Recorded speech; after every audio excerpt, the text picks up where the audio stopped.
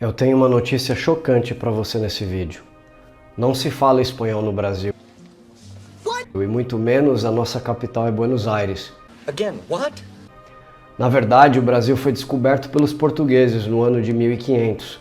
Portanto, o português é a língua falada aqui, o português brasileiro, que é bem diferente daquele falado por nossos antigos colonizadores portugueses, não só em vocabulário, mas especialmente em pronúncia. Nesse vídeo, eu vou te contar a história da língua portuguesa, e se você quiser assistir esse vídeo em inglês americano, clica nesse card aqui em cima.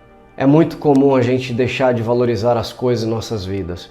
Eu mesmo fiz isso com o meu português brasileiro. É quando você começa a prestar atenção à sua língua que você se dá conta do quão linda ela é e quanta história existe por trás dela. No meu caso, isso só aconteceu porque eu me tornei um professor de português brasileiro para estudantes estrangeiros. E isso me fez olhar para a minha língua de uma perspectiva diferente. Eu quero te mostrar a história da língua portuguesa agora.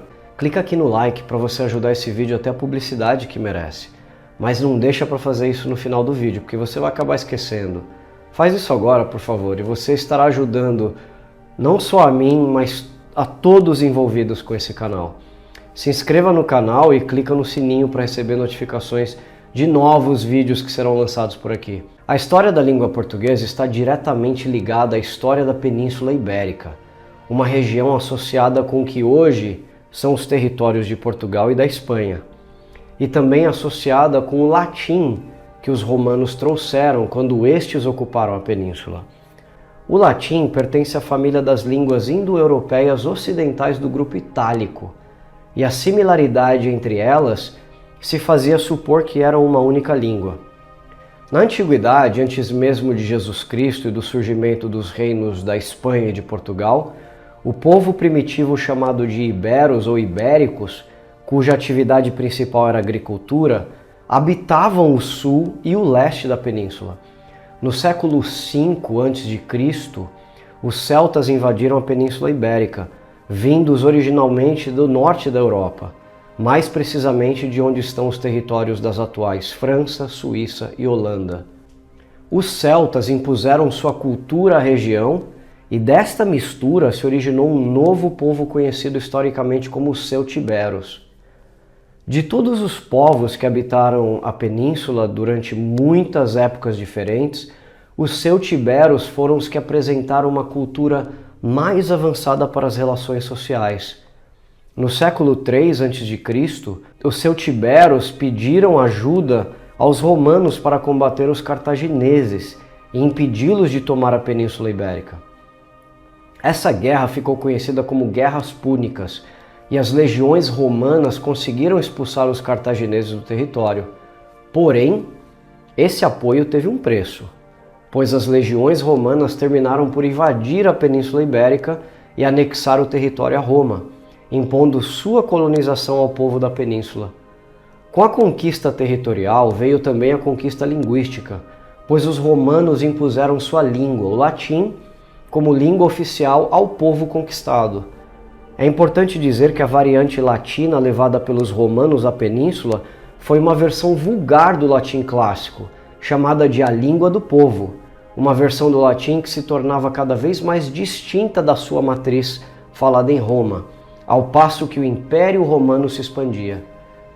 Com essa informação é possível deduzir que as línguas românticas, tais como o francês, o italiano, o espanhol, o romeno e até mesmo o português, foram derivados da versão vulgar do latim. Muitos aspectos gramaticais destas línguas mostram que elas são continuações diretas do latim popular. O próprio português representa o estado atual do latim vulgar, sendo transformado várias e várias vezes na Lusitânia, influenciado pelos falantes peninsulares. A expansão do Império Romano foi responsável pela transformação que o latim estava sofrendo, uma vez que ele era influenciado pelas línguas dos povos conquistados por Roma, o que fez com que o latim vulgar ficasse diferente daquele latim falado em Roma. A partir do século IV, duas variantes do latim passam a tomar forma: o sermo urbanus ou sermo quotidianus, que era a versão mais polida do latim, falada pela aristocracia em Roma e cuja forma escrita era constituída pelo latim clássico ou literal, e o sermo plebeius, ou latim vulgar, que era falado pelas multidões, as pessoas com menos educação. No século V, com a queda do Império Romano, manter as línguas latinas unificadas não era mais possível. Sob este cenário, com a modificação imposta pela mistura com as línguas locais e regionais, nascem as línguas românticas. Nesse mesmo período, os povos bárbaros invadiram a Península Ibérica e contribuíram para a ruptura dos laços que uniam Roma às províncias do Império. E embora os bárbaros não tenham conseguido impor sua língua à península, sua invasão foi determinante para que o latim perdesse sua unidade como língua e gerasse diversos dialetos que se transformaram em numerosos idiomas. De qualquer modo, é inegável o fato de que os bárbaros deixaram uma significante influência linguística na língua utilizada na região. O primeiro dos povos bárbaros a chegar na península foram os vândalos. Eles se estabeleceram na Galícia e na Bética, conhecida a partir daí como Andaluzia. Mais tarde, os vândalos imigraram para a África e ali fundaram uma vasta monarquia. Por volta de 411 d.C., foi a vez dos povos suevos se fixarem na Galícia e na Lusitânia. Já em 585 d.C., os visigodos chegaram à península, conquistaram os suevos e estabeleceram seu reino, ocupando todo o território atual da Espanha, exceto a Galícia e o País Basco, pois estes ainda permaneciam sob o domínio dos suevos. O efeito causado por estas imigrações germânicas à península não foi uniforme, e mesmo que o latim tivesse contato com as línguas alemãs por 3 séculos, há poucos traços linguísticos alemães na língua portuguesa. Em 711 d.C., os mouros, povo muçulmano que tinha o árabe como língua oficial, chegaram à península. Em pouco tempo eles tomaram toda a região, incluindo a Galícia e a Lusitânia. Com a invasão dos mouros, a língua árabe foi adotada na região como língua oficial, mas a população continuava a falar as línguas românticas. Os mouros trouxeram sua cultura e língua para a península, mas isso não foi o suficiente para destruir o movimento de resistência cristã que se abrigou nas Astúrias, ao norte da península, para se reagrupar e planejar a reconquista. Em 1072 d.C., o rei Alfonso VI de Leão e Castela derrota o seu irmão Sancho II de Castela, depois que este tenta tomar os territórios de Alfonso VI. O rei Alfonso assumiu o trono do reino de Leão e Castela, da Galícia e do condado de Coimbra.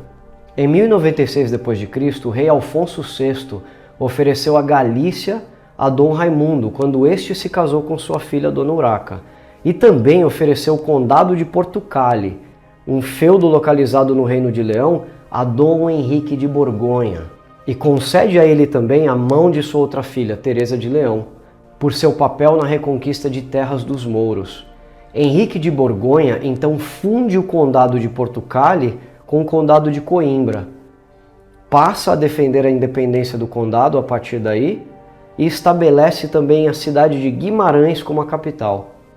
Depois que Dom Henrique faleceu em 1112, sua esposa Dona Teresa assumiu o poder do reino, mas ela precisa encarar problemas familiares e políticos, pois ela planejou se casar com o conde galego Fernão Pérez de Trava, transferindo assim os territórios do condado de Portucale ao reino da Galícia, hoje Espanha. Dom Afonso Henriques, filho de Dona Teresa, se recusa a aceitar tal manobra e se rebela e derrota sua própria mãe na Batalha de São Mamede, na cidade de Guimarães, ao norte de Portugal. Ao derrotar sua mãe, Dom Afonso toma o poder e se proclama príncipe do condado, que ele mesmo chama de Reino de Portugal, e transfere a capital para Coimbra. Assim, em 1139, depois da vitória das forças cristãs comandadas por Dom Afonso Henriques contra os muçulmanos na Batalha de Ourique, Dom Afonso Henrique se proclama rei dos portugueses e é aclamado por suas tropas como o rei Afonso I de Portugal. O novo reino independente de Portugal expande ao sul, anexando territórios que haviam sido conquistados pelos mouros. Tais guerras foram patrocinadas pela Igreja Católica contra os invasores árabes. Com a conquista de Faro e Algarve, Portugal define suas atuais fronteiras territoriais e tem o seu primeiro rei, estabelecendo a divisão entre Portugal e Espanha. No território português, uma mistura cultural e linguística tomou forma, criando uma língua sob importante influência céltica, moura, árabe e principalmente latim. Precisamos ressaltar que a invasão muçulmana e a reconquista dos territórios foram cruciais para a formação de 3 línguas peninsulares: o galego-português a oeste, o castelhano no centro e o catalão a leste. Essas 3 línguas nasceram ao norte da península e depois foram levadas ao sul pela reconquista. Na medida em que Portugal se expandia para o sul, o dialeto galesiano ou galego-português, uma língua comum falada na região de Portugal e Galícia, atual Espanha, incorporou línguas locais e, portanto, criou diferenças entre as línguas faladas pelos galegos e os portugueses. Como resultado, a expressão galego-português é dividida em 2 línguas diferentes, com o galego sendo absorvido pelo castelhano e o português evoluindo em seu caminho próprio para se tornar a língua romântica tal qual é conhecida nos dias de hoje. Em 1189, a língua portuguesa é reconhecida como uma língua de cultura, ao ser utilizada na produção da canção A Ribeirinha, escrito por Paio Soares de Taveirós. É importante dizer que naquela época ainda não havia regras consistentes ou normas gramaticais ou ortográficas, o que significa que era muito comum encontrar a mesma palavra sendo escrita de várias formas diferentes. Em 1536, Fernão de Oliveira escreve a primeira gramática da língua portuguesa, publicada em Lisboa e que recebeu o título de Gramática da Linguagem Portuguesa. Em seguida, João de Barros publica sua Gramática da Língua Portuguesa em 1540. A partir da expansão marítima de Portugal, a língua portuguesa ibero-românica chega ao Brasil com seu formato europeu. Em território brasileiro, a língua portuguesa recebe influências linguísticas indígenas e africanas, entre outras, especialmente a nível léxico. Isso não significa que há uma ruptura entre o latim e o português brasileiro, somente uma tradicional evolução linguística, uma vez que o latim é o antecessor imediato das línguas românticas. A dinâmica léxica da língua portuguesa é nada mais nada menos do que um fenômeno universal que as línguas experienciam, pois toda língua viva está em constante transformação.